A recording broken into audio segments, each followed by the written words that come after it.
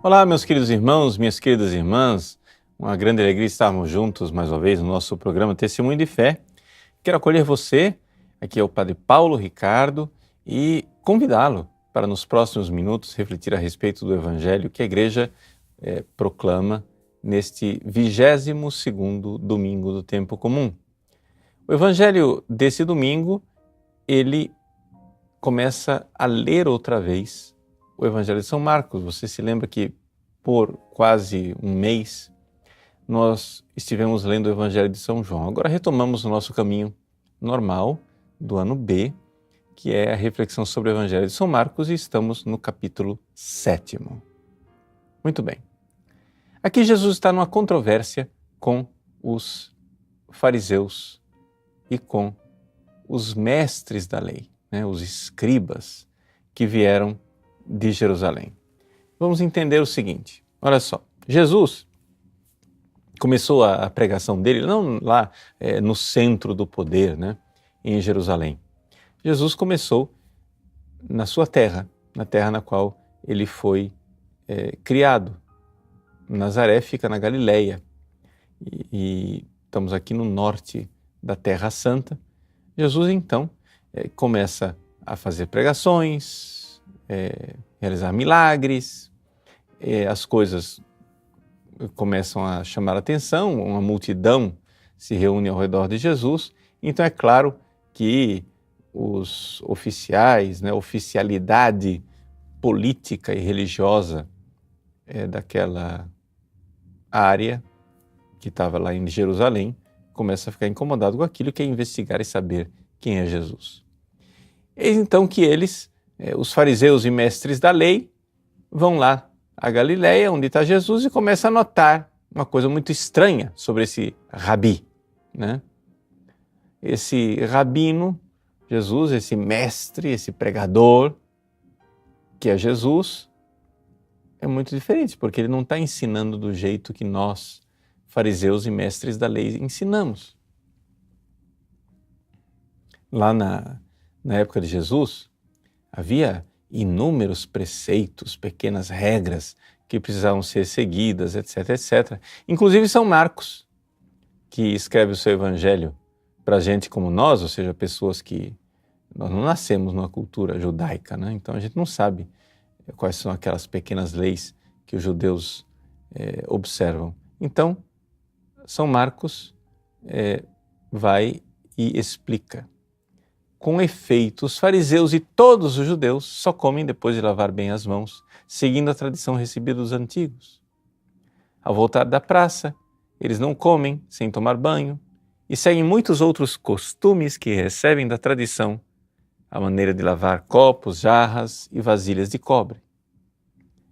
Então, aqui, São Marcos está explicando, É um parêntese, é uma nota cultural para que a gente saiba onde é que está a briga, Jesus olha para os fariseus e os repreende. E a repreensão de Jesus é muito clara. Jesus usa as palavras do Antigo Testamento, usa as palavras que estão na lei, digamos assim, nos profetas, exatamente para dizer, olha, vocês dizem que são tão fiéis assim a Moisés e a Bíblia, ou seja, o Antigo Testamento, mas olha o que Isaías diz a respeito de vocês. Hipócritas. Ele diz assim, este povo me honra com os lábios, mas o seu coração está longe de mim. Então, Jesus está aqui recordando que já no Antigo Testamento, Deus instituiu a religião no Antigo Testamento, aqueles rituais, aquelas leis, para uma finalidade. A finalidade era, através daqueles comportamentos, mudar o coração do povo. Eis aí o que Deus quer fazer. Deus quer mudar o nosso coração. Não é isso que todo pai e toda mãe pretende fazer com seu filho? Ou seja, quando você educa o seu filho, você quer que o seu filho simplesmente se comporte só para você ver quando você estiver olhando? Ou você quer que o seu filho esteja convencido do valor daquilo que você está ensinando? Né? Claro, nós ensinamos coisas para os nossos filhos, nós não queremos que o filho se comporte bem na nossa frente e depois, quando a gente vira as costas, ele esteja se comportando de outro jeito. O sinal mais claro de que você conseguiu educar o seu filho, de que a educação que você está transmitindo, né, foi bem sucedida, você nota, você vê claramente que mesmo quando a criança não está sendo observada, ela está obedecendo. Isso é sinal de que aquilo entrou no coração. Né? Ou seja, é sinal de que aquilo realmente faz parte já do interior daquela pessoa. E assim o processo educacional vai entrando. E quanto mais vamos nos tornando adultos, né, nós vamos entrando na lei do amor, cada vez mais. E ficando livres das leis externas para viver a lei do amor. Deixa eu dar um exemplo para você. Se eu chegar e disser para você, olha, você está proibido de matar a sua mãe. É claro que esse mandamento ele é válido, né? Está nos 10 mandamentos. Aqui você está pecando contra 2 mandamentos. Um é não honrar pai e mãe e outro, não matar. O 4º e o 5º mandamento. Pois bem, se você matar a sua mãe, você está pecando 2 vezes. É evidente, porém, que você que ama a sua mãe, você nunca pensou na hipótese de matá-la. Você nunca pensou, mas nunca, jamais passou pela sua imaginação, nem sequer a tentação de um dia matar sua mãe. Mas por que isso? Porque você ama. E quem ama chegou a ficar livre da lei. Essa é a beleza.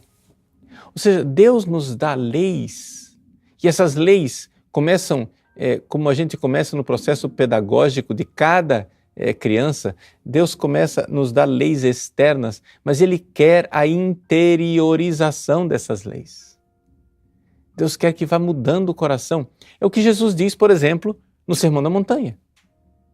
Ouvistes o que foi dito, não matarás. Mas quem disser para o seu irmão, tolo, idiota, imbecil, já será réu do julgamento. Ou seja, houve uma interiorização. Jesus faz notar que antes de você matar fisicamente o seu irmão lá fora, você já o matou no coração, e é exatamente isso que ele está dizendo. Ouvistes o que foi dito, não cometerás adultério. Eu, porém, vos digo, quem olhar para uma mulher e a desejar no seu coração, já cometeu adultério com ela. É a interiorização, ou seja, não é somente não ter relações com a outra mulher, mas você amar tanto a sua esposa, tanto que até mesmo o olhar para uma outra mulher, para você já se torna uma agressão, você não quer pensar naquilo. Vejam que beleza, como a obediência à lei de Deus vai nos tornando livres, porque a obediência à lei de Deus vai transformando o coração, é um processo. Ou seja, o cristianismo é este êxodo, é esta passagem, é esta viagem fantástica da lei para a liberdade do amor, onde a lei vai sendo introjetada cada vez mais, de tal forma que antes você fica fazendo cálculos. Né? O que é que eu devo para Deus? 2 mais 2 é igual a 4, então eu fico lá contando. 1, 2, 3, 4. Pronto, me livrei de Deus. Mas depois que a lei de Deus alcança o seu coração, você diz, quanto eu devo a Deus? 4? Mas Deus é tão bom. Eu não vou dar 4. Eu vou dar 4.000. E depois que eu conseguir dar 4.000, eu vou dar 4 milhões. E depois vou dar o mais que eu puder. E a generosidade não tem limites porque a medida do amor é amar sem medidas. Então vejam, era isso que Deus queria no Antigo Testamento. E Jesus fica completamente constrangido e contrariado com esta situação daqueles fariseus e daqueles mestres da lei que ensinam a lei, supostamente estão lá ensinando a lei para o povo, mas, na realidade, eles perdem a razão de ser da lei, que é o amor. A razão de ser da lei é não somente observá-la, é superá-la e viver na liberdade do amor. De tal forma que nós, um dia, seremos plenamente livres. Quando é que nós seremos plenamente livres? Quando nós estivermos no céu. Veja os santos. Que maravilha são os santos. Os santos não são capazes de pecar. Os santos, lá no céu, são maravilhosamente, plenamente livres, porque já não podem fazer o mal. Eles só podem amar. E o amor liberta. O amor nos torna livres. Quando você está escravo de uma dívida, onde você deve 4, e o amor leva você a generosamente doar 4.000, você já não é escravo daquela dívida. É isso que Jesus gostaria que as pessoas compreendessem. Mas aqueles fariseus e mestres da lei não estão entendendo. Jesus então diz: este povo me honra com os lábios, mas o seu coração está longe de mim. De nada adianta o culto que me prestam, pois as doutrinas que ensinam são preceitos humanos. Então o que acontece? Eles pegam aqueles preceitos divinos do Antigo Testamento e os transformam em rituaizinhos humanos. Posso aplicar isso na nossa vida hoje em dia? Vamos lá. Existe um preceito, né? Um preceito que é verdadeiramente divino, o terceiro mandamento, né? Guardar domingos e festas. E a igreja, para esclarecer essa forma de nós guardarmos o domingo, o dia do Senhor, ela diz que nós precisamos ir à missa, não é? Somos convocados pela igreja a participar da missa integralmente todos os domingos, não é? Então, e aí? O preceito dominical foi feito para quê? Foi feito para mudar seu coração. Mas se você vai para a igreja simplesmente para cumprir um rito, se você vai para a igreja e nada do que você está ouvindo lá incomoda você, o que é pior, não incomoda você? Às vezes, sim, às vezes porque o pregador não está incomodando. O pregador tem uma pregação meio mundana. Ou seja, ele não está pregando o evangelho verdadeiro. Mas às vezes não incomoda você porque você não quer ouvir. Às vezes está sendo pregado. Você não quer ouvir. Então vejam só. Fazendo isso, nós estamos pegando um preceito divino e transformando numa coisinha humana. Eu vou lá porque eu me livro de Deus. Pronto, estou resolvido, já estou missado, né? Já fui à missa, me livrei de Deus. Ora, se nós pensarmos assim, nós vamos terminar vendo que não há distinção nenhuma entre uma pessoa que vai à igreja no domingo e uma pessoa que não vai à igreja no domingo. Isso muitas vezes, miseravelmente, tragicamente, acontece. Sim, acontece que pessoas que estão lá sentadas nos bancos da igreja no domingo, em nada diferem de pessoas que vivem a vida mais mundana e mais materialista. Você olha lá para fora, olha para as pessoas egoístas e materialistas desse mundo e se pergunta, o que é que elas fazem? Elas só vivem atrás de dinheiro. Aí você olha para o católico que vai à missa no domingo e você nota que na cabeça dele é a mesma coisa, ele só vive atrás de dinheiro. Aí você olha para a pessoa que está lá fora, né? E você vê que a mentalidade dela é politicamente correta, ela só quer agradar os homens, não quer agradar a Deus. O importante é não incomodar ninguém e não ser incomodado por ninguém. Ótimo. Você vai lá no católico que vai à missa no domingo e você nota que ele é igualzinho. Não posso, né? Segue todas as regras do politicamente correto. Você vê lá fora o povo que faz aborto e o católico que vai à missa no domingo. Será que também faz? Será que chegamos a esse ponto?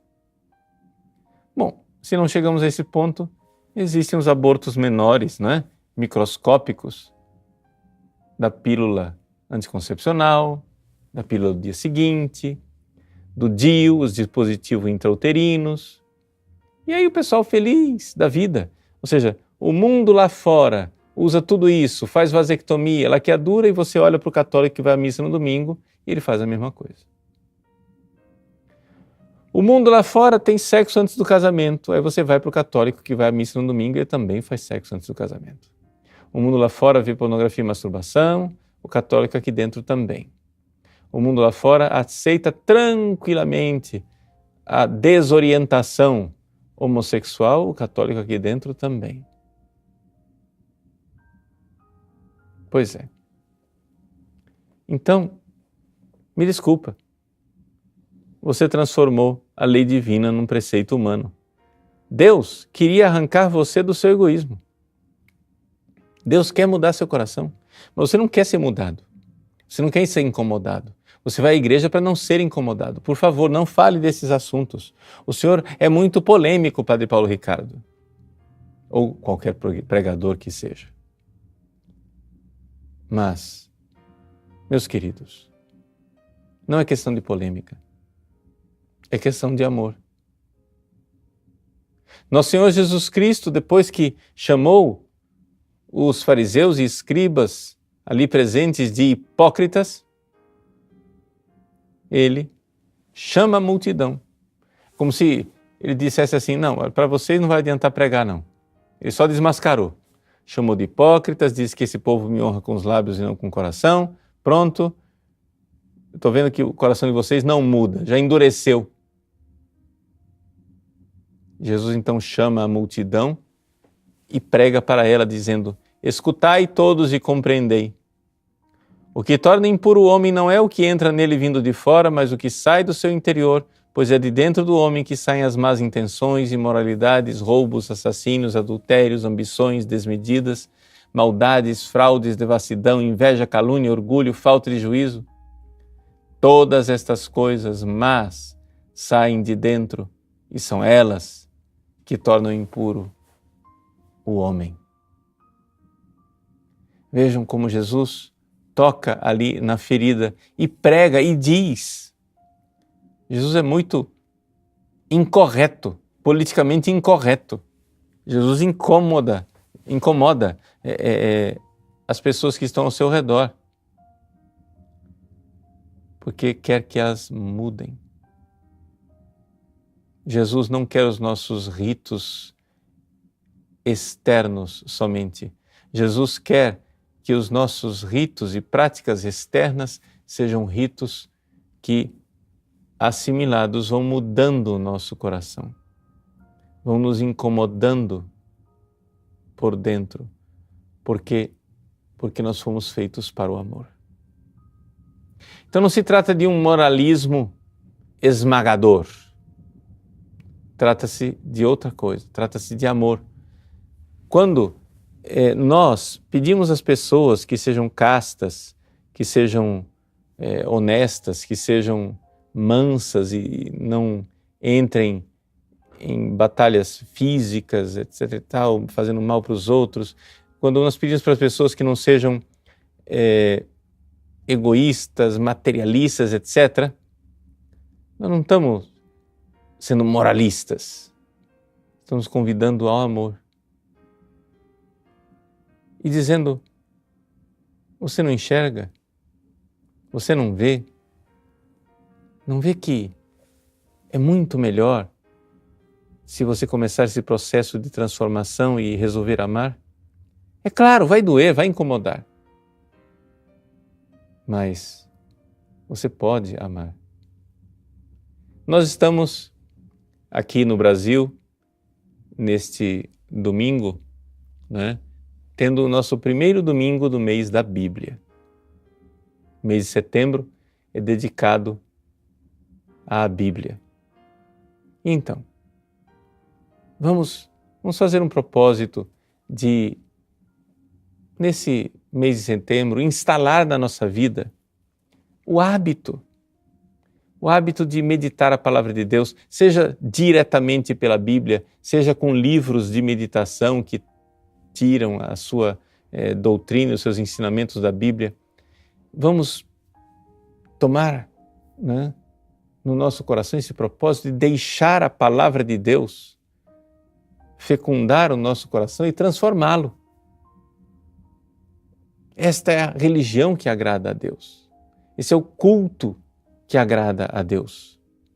Não somente o culto prestado com os lábios, mas aquele culto que, prestado com os lábios, com os ritos, vai transformando o homem interior até que sejamos configurados a Cristo.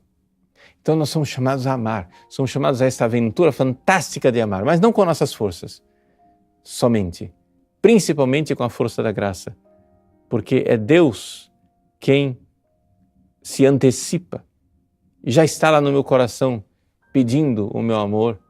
É Deus que acompanha o ato que eu realizo e é Deus quem torna fecundo e frutífero todos os atos de amor que nós realizamos. Então vamos lá. A polêmica de Jesus com os fariseus e os mestres da lei é para dizer: não adianta, gente, Deus quer nosso coração. Você está querendo disfarçar, está querendo mudar só o comportamento externo com algumas atitudes digamos assim, mais belas, bonitas, uma obediência linda, exterior, mas uma desobediência interior, onde a gente vai somente se preocupar de pintar o túmulo por fora, enquanto ele está podre por dentro. Então, que Deus conceda a você, nesse domingo, a graça de verdadeiramente ouvir a sua palavra, uma palavra que transforma o coração e que em todas as nossas práticas, né, espirituais, nós saibamos dar essa prioridade ao coração, o primado do coração sobre aquilo que é externo. Em nada nós católicos desprezamos os rituais externos, mas eles têm uma finalidade. Como você que educa o seu filho e quer que ele mude o coração, a igreja também educa os seus filhos e quer o nosso coração, que um dia no céu irá amar Deus definitivamente. No céu seremos livres. No céu só poderemos amar. Seremos incapazes de praticar o mal. Esse é o nosso futuro.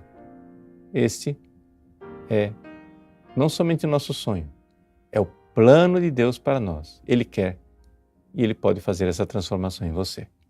Deus abençoe você, sua família e todas as pessoas que você ama.